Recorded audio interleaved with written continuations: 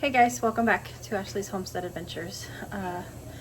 I was in the kitchen yesterday and I've got some stuff to share with you so that you kind of understand a little bit of what's been going on in the kitchen on my days off. So I'm going to insert what I have from yesterday right here. We have got homemade from scratch from tomatoes out of our garden and garlic out of our garden. And onions from the store turned into, this is marinara sauce cooking down, and it cooks down for a couple of hours and then we'll can it up. Have a loaf of sourdough discard bread and a whole bunch of potatoes here and here that are from our garden, and they're starting to sprout, so I am turning them into dog food. I'm packaging them up for dog food, which just looks like this. They're just diced up, and I put them in 1.5 pound batches because that's how much vegetables I put in a 10-pound batch of dog food, and then bagged up, and these will go in the freezer for making dog food in the future. Well, that's pretty good. The leftover potatoes that we had that had sprouted made 5 bags of vegetables for dog food, which that's 5 batches of dog food. I've got the vegetables covered, so that's a win. I'm gonna go put them in the freezer. Our sauce is still thickening. I wish you guys could smell my house right now and taste. I just did a taste test on this and it is so good. Loaf of bread just came out of the oven and I'm gonna put this into jars and get it in the canner. Well, my recipe made 5 pint jars this time.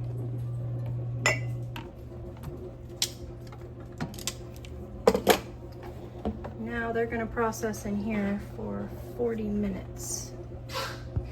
Oh, wait a minute. I got to put my water in there. Okay. Now the water is just over 1 inch above, which is good. Now I can put the lid on.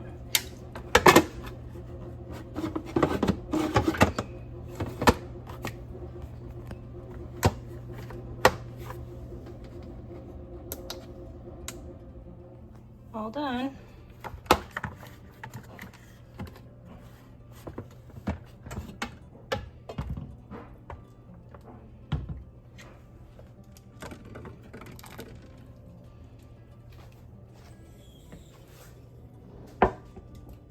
There they all are.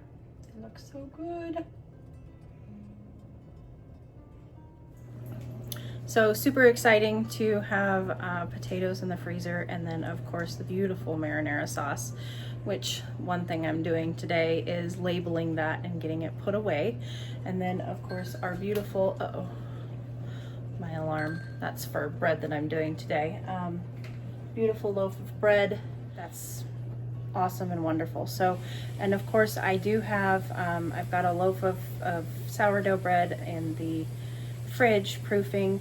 A little bit of a mess here, but this is the marinara sauce that I need to label today, and I've got a loaf, so I need to stretch and fold this right now. And then I fed my chocolate sourdough starter to hopefully make a loaf of chocolate bread today.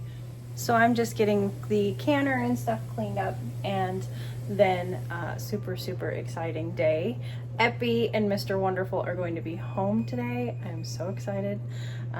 So cannot wait to see my Eps and of course my Mr. Wonderful. So that's what's going on right now. I do have some just random wildlife clips from Oregon that I really want to share with you guys, because here in the South we don't get to see elk very often, and so that's all. I'm not going to ruin it for you guys. Here's just some clips from him.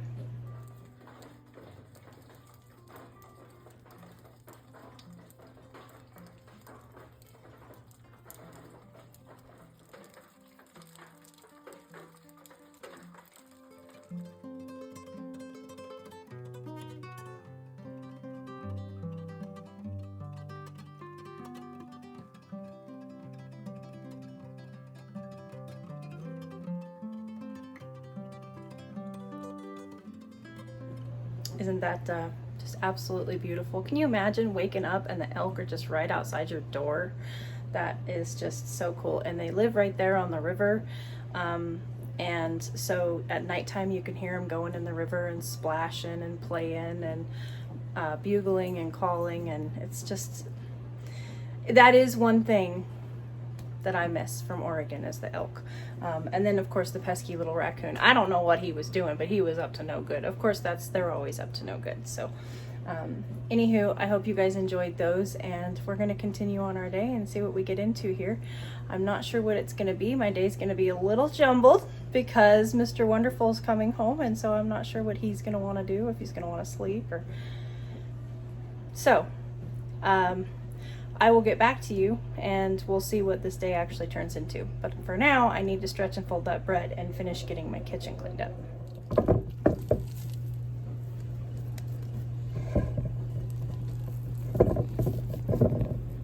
This is the last out of 6 stretch and folds. So after this, it will just sit on the counter and do its bulk fermentation for about 12 hours. She's here. All right, everybody.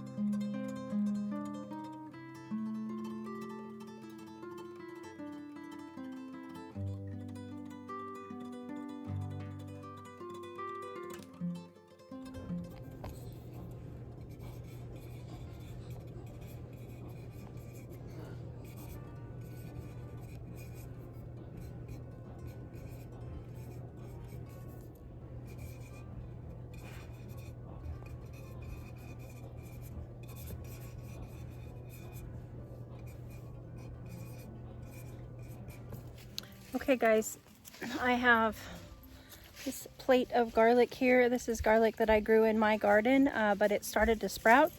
And so I am back in the garden and we are actually going to put it in these. I'm thinking it's gonna take all 3 of these beds. I'm gonna go ahead and amend all 3 of them. I just watched her come in and take a tomato. But I'm gonna plant the 2 small round beds first on either side of this big tub. And so, but I'm gonna get them all amended first and then we'll see what we have left. I'm just gonna go until I run out of garlic.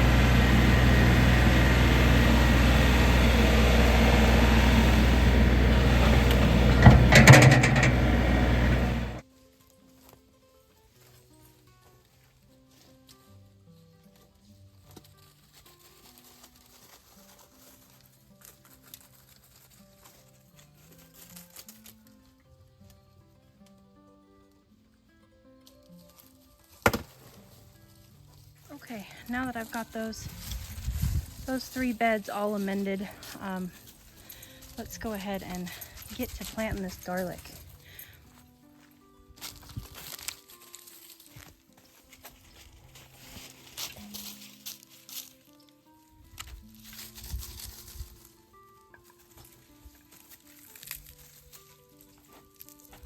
So a couple interesting things about garlic. There are two different base kinds of garlic. There is hardneck and there is softneck. Now I grow a little bit of both because I like the garlic scapes that hardneck varieties will provide. Softnecks, however, have a longer storage shelf life. Softneck garlic is usually what we find in stores. It has a milder flavor than hardneck garlic does. Softneck garlic grows better in my climate here in north central Arkansas, where hardneck garlic grew better in my old climate, central Oregon. Hardneck varieties require a process that's called a vernalization, and that is a cold spell in the wintertime in order for them to form properly. Hardneck garlic tends to get, it's smaller than softneck garlic, but softneck garlic has that very large stem that when it dries, it's very woody and hard to braid. So those are just some differences that I have learned over the years of growing garlic. And like I said, I grow both. This is a soft neck. This is actually an elephant garlic. This is a hard neck. So I grow both kinds. I probably always will. I love the variety. And when you grow garlic fresh out of your garden, there's just almost nothing like it. So as you can see, I have quite a few cloves here, and I don't know that I'll plant them all. I'm just gonna plant, I think I'm gonna plant these 3 beds.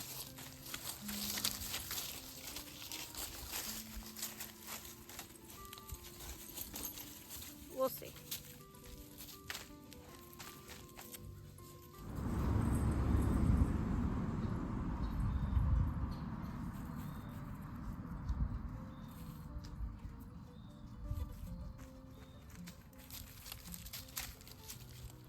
Garlic needs to be planted 2 to 4 inches apart, depending on the variety that you get.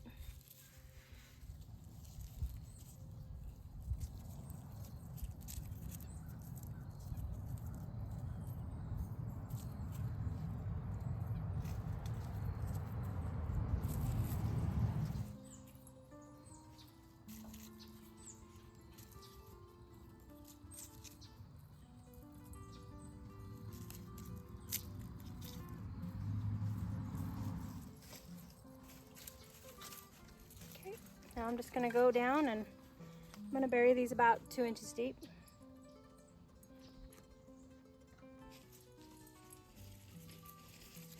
There we go.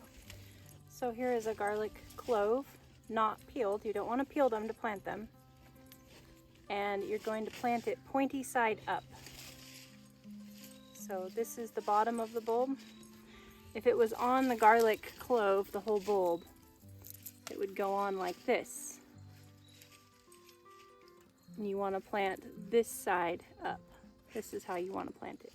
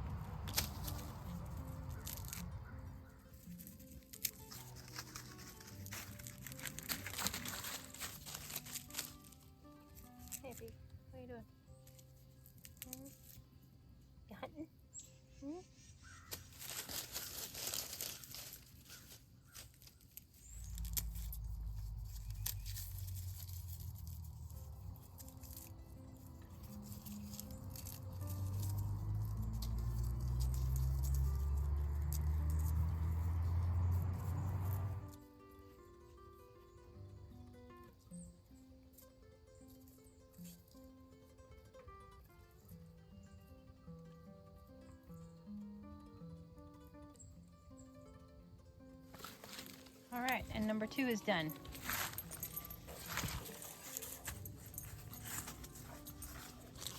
I do not think I'm going to plant anything in this bed today. This is all the garlic that I have left for right now. And I think that the 2 beds are going to do me pretty well. I think I planted about 100 cloves, which will give me 100 bulbs. I think that that will be just fine. So we're going to go with that for now. And I still have garlic to harvest out of the garden, so I feel like I can succession sow garlic if this doesn't come up well, or you know, whatever. But I do think that just the 2 round ones and about 100 bulbs of garlic will be good enough for us. So I think, you guys, that is it. I am going to let you go. I hope that you guys had a beautiful day, or have a beautiful day whenever you're watching this video. Thanks for coming along with me on mine, and a little bit of yesterday and a little bit of Mr. Wonderful's in Oregon. We'll catch you on the next one. Yours truly.